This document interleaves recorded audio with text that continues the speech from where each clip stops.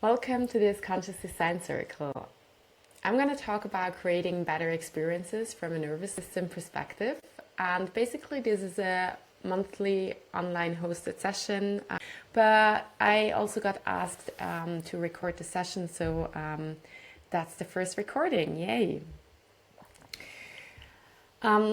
Let me first tell you some things about me. Hi, my name is Eleonora. I'm a customer experience designer and also really work in experience design, where it's really more about creating experiences, as the name says, less with the focus on also the customer experience side, which means it's less about integrating different touch points and stuff like that.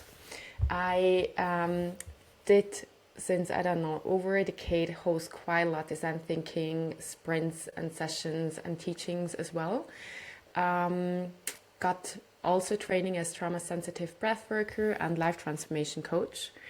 And it is just really interesting for me to see that also when we are designing, when we're running design thinking sprints or like whatever we do, it is so important to talk as well also about the nervous system. And as designer, it is something that many people don't really know about. We don't really think about it. And I would also say this is quite general for our society. And on the other hand, working more in the field of breath work, yoga, life transformation coaching, I also see that there are some design principles that don't really get applied, even though they would be really, really fun. So I created this, this little space where I try to mix and mingle things. I think I, at the moment, have more focus on the nervous system. Also, it seems like this is really where the need is, but I'm just super happy to explore together what kind of topics, we should tackle and talk about. Today, I am going to talk about introspection versus interoception. And basically, I do so because in the last session that I hosted, I realized that not everyone is familiar with the term interoception or knows what it actually kind of contains. I guess that you might be familiar with introspection, the process where you turn inwards and just like examine your thoughts, your feelings, maybe your journal. Maybe you go on a walk and just like reflect on the day, how you're feeling, what is going on in your life and stuff like that. And you just kind of, right, you think about your life, you might organize some things in your head and so on. I think introspection is something really, really helpful in our lives and definitely a huge part of my morning routine. And the interesting part here is that it, in this sentence that I've written there, it says also it's really about examining thoughts and feelings.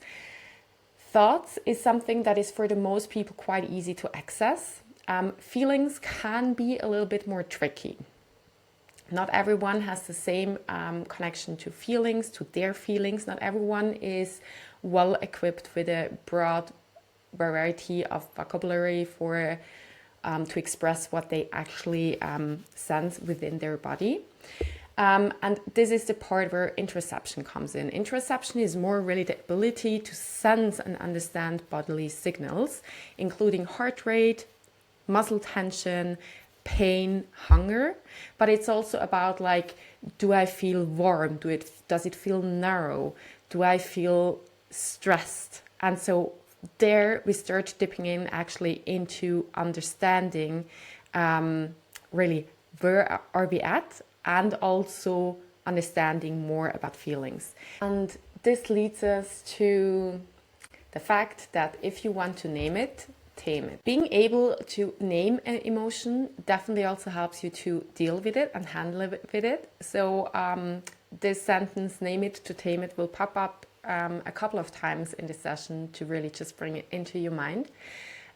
If you want to be able to do a proper, beautiful introspection, it is super useful to be really, really good at interoception, because if you can describe and name properly what you're sensing, what you're feeling, you can way better deal with it and see what it actually means for your life.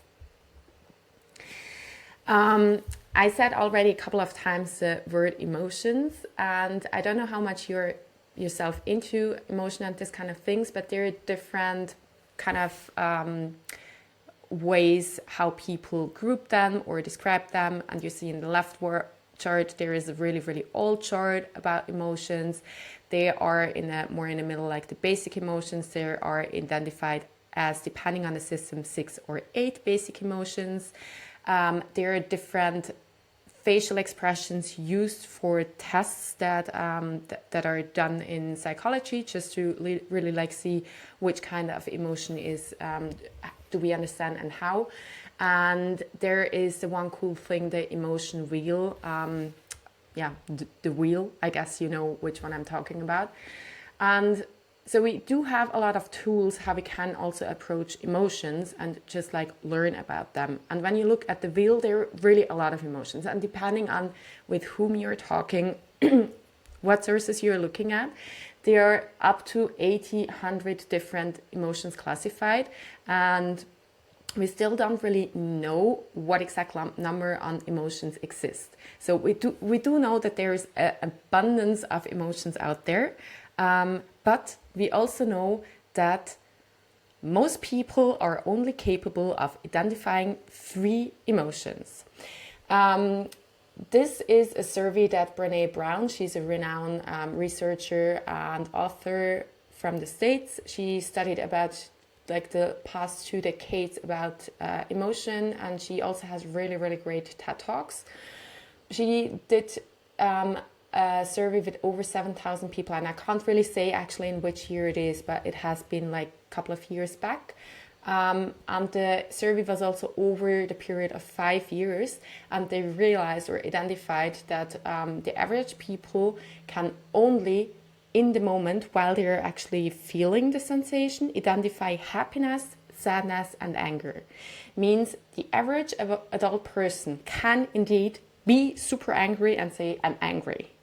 But the average person can not be afraid and say, I'm scared or I'm afraid, which is quite interesting when you maybe just like think back, especially the emotion wheel, which has a lot of emotion, and also with basic emotion, which are, depending on which system, 6 to 8 basic emotions. People are only capable of identifying 3 of them. That's a little bit sad, I would say. It is as if you would only speak 3 words, or okay, maybe let's say 30 words. Of course, you still can talk and you can express, and there are also great examples of people which had like most impressive talks with a really, really small vocabulary. But I think we also know it, especially when you speak not your mother tongue and when you're still learning the language, and you kind of realize that you're reaching your vocabulary and you can't really express what you actually want to say or what you feel, or you can't express your emotions. I don't know if you ever experienced this situation. This is quite similar when we're not capable of actually naming what kind of emotions we are feeling. We might not even be able to understand that it's there. So this is again where interoception kicks in. Interoception really helps us to become better actually in identifying emotions. Here again, if you're name it to tame it. If you're capable of naming emotions, sensations, it's way easier to handle with them. You will become way better in navigating through them. You will also be better in understanding how other people might be feeling. You will be better in designing for other people which might have specific emotions. And it's just really, the better we become in understanding the nuances of those emotions, the more we can actually work with them together, right? Imagine also if you're somewhere in the forest. I don't know if you have ever done that, like nighttime in the forest, maybe you have been alone, and then you hear like this weird sound and you didn't really know what it is, and it was a little bit, maybe you thought, oh gosh, there is a monster somewhere, and you got really, really scared. I definitely have been in such situations, alone out in the forest, and I got really jumpy at every freaking fucking noise, and imagined like the worst things out there in the darkness. And this is the same with emotions. I don't know if you ever had this, but I definitely remember a couple of times where I sensed that there is something somewhere around in me, in my life. And I know it was a strong emotion and I couldn't quite place it, and I got really scared of it, and I didn't even want to get close to it because I didn't really know what is going to come and jump at me. But once you identify what it actually is, it might be a warthog in this case. And we know warthogs can be super aggressive and also quite dangerous. At the same time, a warthog is also like Pumbaa from Lion King, you know, quite a jolly character, right? And as soon as you identify it, you can way better, you will way better understand how to deal with this warthog, with this Pumbaa. I will know like, okay, it's a dangerous animal, but they're also dangerous when they have their babies around for a bit. But also it's a freaking Pumbaa. So it's way better for me to just deal with this one than with a weird monster that I don't really have an understanding what it is. Same is true for emotions. So, but I said a couple of times, name it to tame it. But first, of course, you need to sense it to be able to name it. I mean, if you don't even realize that there is a freaking monster out in the forest, or even you don't hear it, it still might be there, but you're just totally oblivious. So if you sharpen your senses and you know, oh, something is there, you can work towards naming it. Once you do that, you can way better tame it and handle it. Also, what is really interesting, speaking about that, and when I say like sense things, it's not like just turn inwards and try to see is there lightness, but it's really something that also is very specific. Like sensing emotions can be measured. This one is study done by Finnish scientists. They did a cross-cultural study. They had Finnish, Swedish and Taiwanese people with over 700 people, and they asked them where they perceive the emotion basically in their body. In this body atlas, you see on the right side, there is a scale from -15 to +15. If you're in this specific emotion, for example, shame, where do you feel it?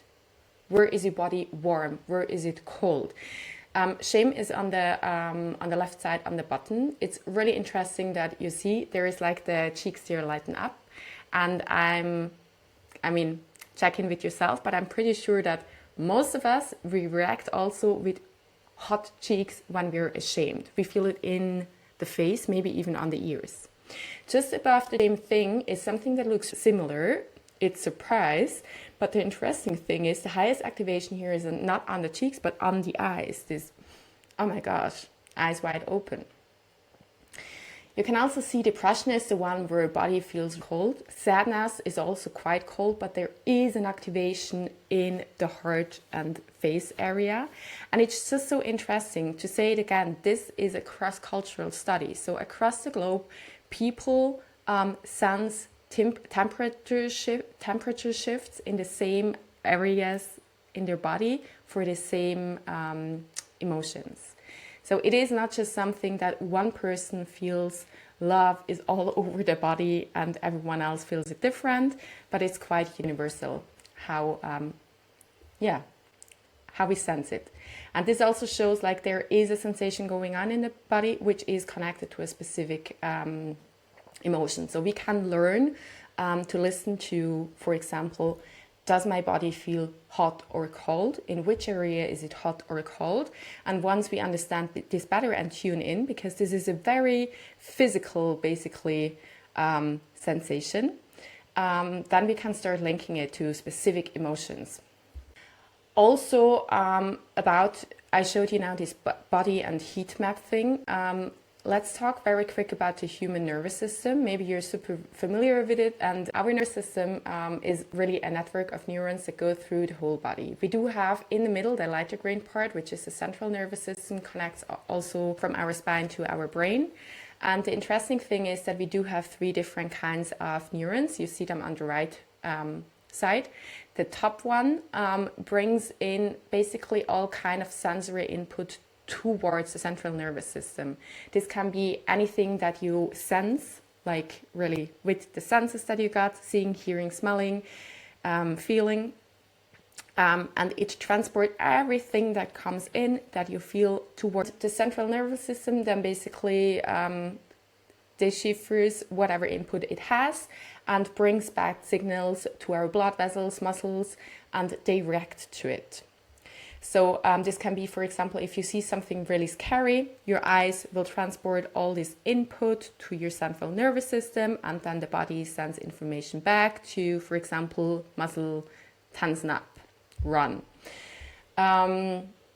Just as general understanding. Also really interesting is that these sensory neurons or afferent nerves, they're about 90% of all the neurons that we have in our system, which means there is a lot of content. 90% of the system is about bringing input towards the central nervous system and towards the brain.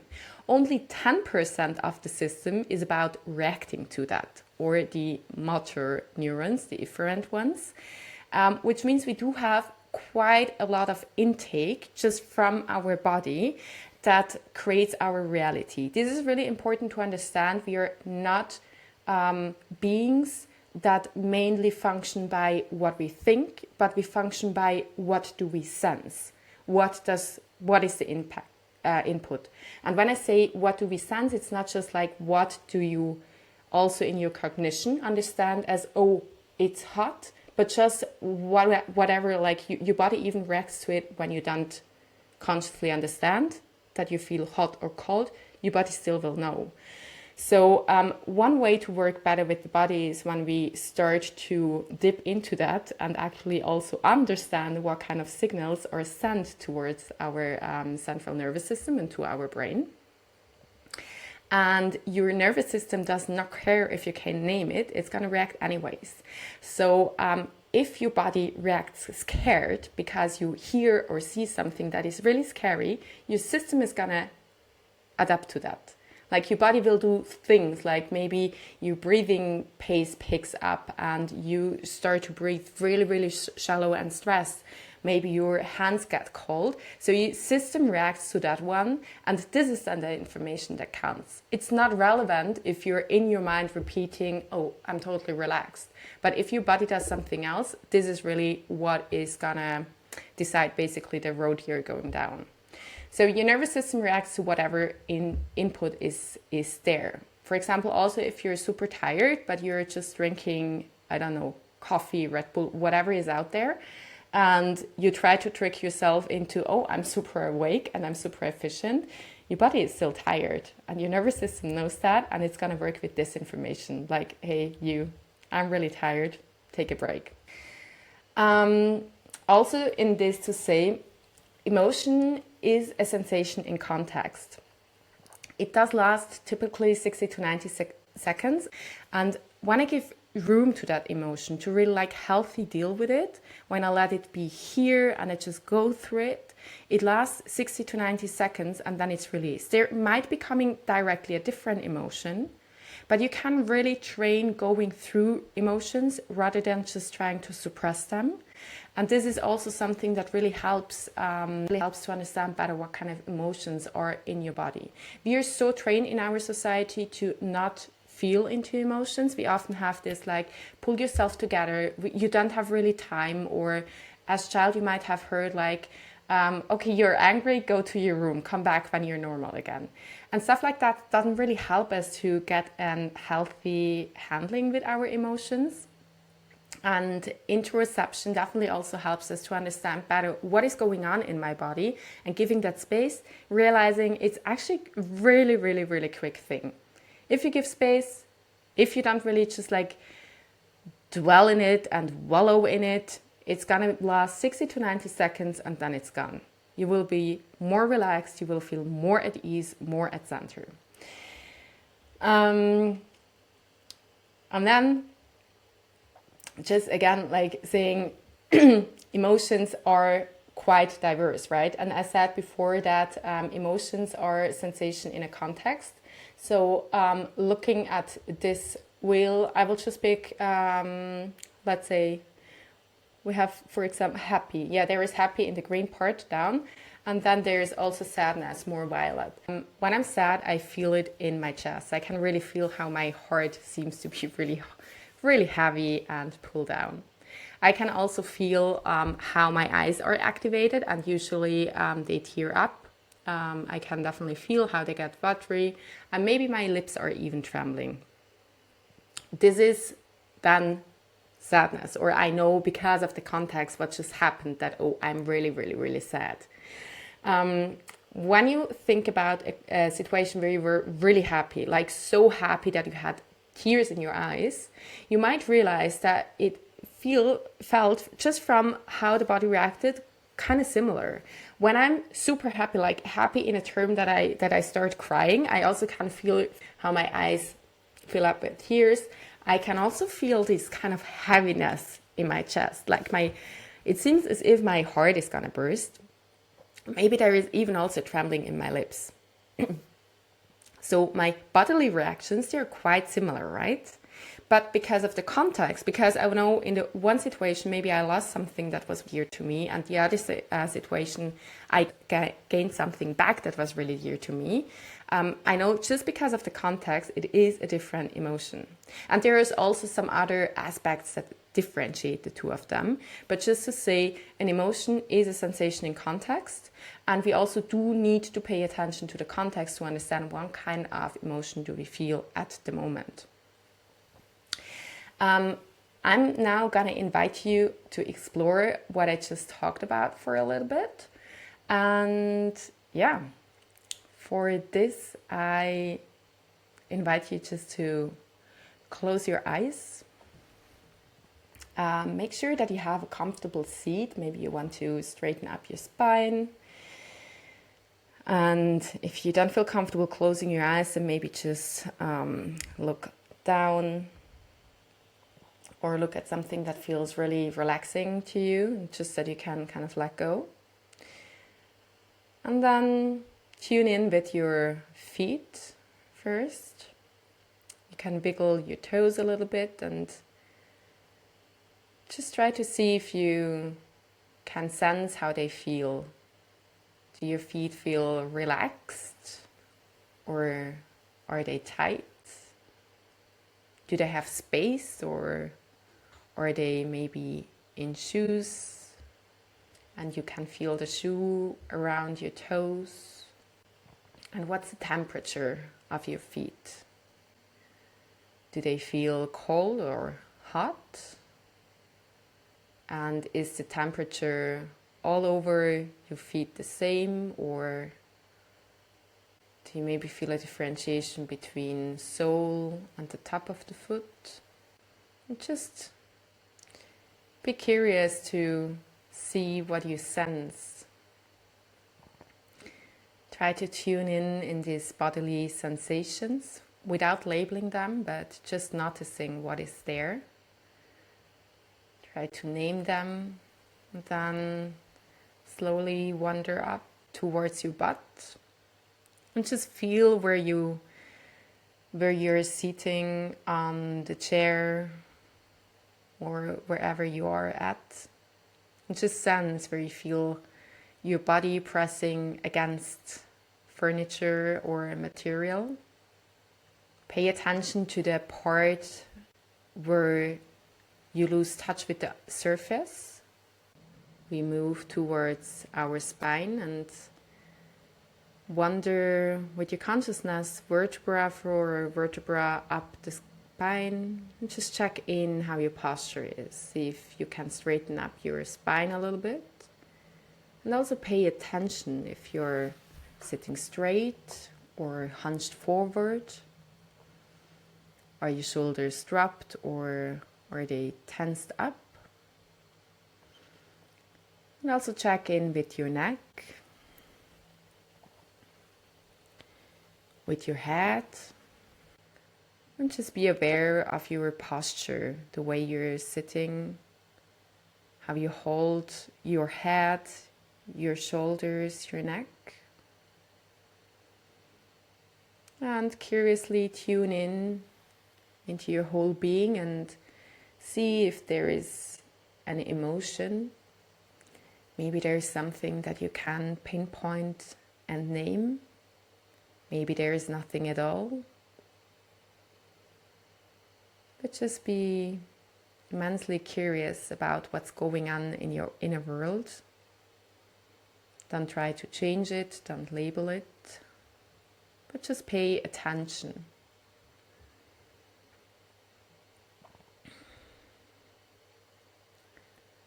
Take a deep inhale through your nose and a deep exhalation through the mouth. Once more, deep inhale through the nose and exhale through the mouth. Become aware of the space behind you and in front of you and above of you, and slowly come back into this space. Welcome back. What you just did is a so-called ape practice that I learned by Johnny Miller. He's one of my money teachers. He hosts a wonderful online format that's called Interoception Mastery. If anyone is interested, drop me a line. I also do have discount codes for that. The ape practice is super cool because it's a very short protocol in the end to train your interoception. It is really about exploring key components of our interoceptive capacity and understanding what we can and should pay attention for. And interoception in general really is as if you just like evaluate your inner state before you dive into anything, and just to realize, how do I actually feel or where I'm at. In ape practice, we start with awareness. It's really just paying attention to how does my body feel. Do I feel tight, or is there inner expansion? Do I feel hot or cold? Can I feel my feet? Am I connected to my body parts? Can I feel where something else touches me and stuff like that? It's just like really paying attention and awareness to what do I actually sense with my body. Posture is also really interesting because the posture tells us actually a lot about our emotions and how we feel. If you train that, you might start realizing in your day-to-day life that if you're sitting hunched over, like, oh, okay, my posture is like this, I might feel stressed or tired or sad, whatever. It's super interesting to also check in with the posture and realizing how awareness and posture can be linked. And the third part is emotion. I'm sorry, there is a L which doesn't belong there. And the emotion part is also like, it can be that you do sense super strong emotions and you can name them. Sometimes it's really hard to name anything or to feel anything, but still, just by going through also the awareness part and posture part, it really gives us hints like, how do I feel? If in awareness you can sense like, my body feels like really cold, I'm super tight everywhere, I'm super nervous, I don't want to sit still, it really bothers me right now to do this ape practice. And then your posture is, I don't know, also super cramped and your shoulders are up by your ears, you know, okay, something is not quite well. And even when you then say, I don't feel any emotion, you know that there is something there that you can maybe start work with. And maybe then way later you start realizing, okay, the emotion that I felt was. And so it really is a step-by-step guide just to tune into our inner landscape and understand better and better what's going on. So that's it. Thank you very much for sticking with me until the end. I hope you get some interesting things for you and with you. If you want to stay tuned what I'm doing, get my newsletter, which is the QR code down on the left.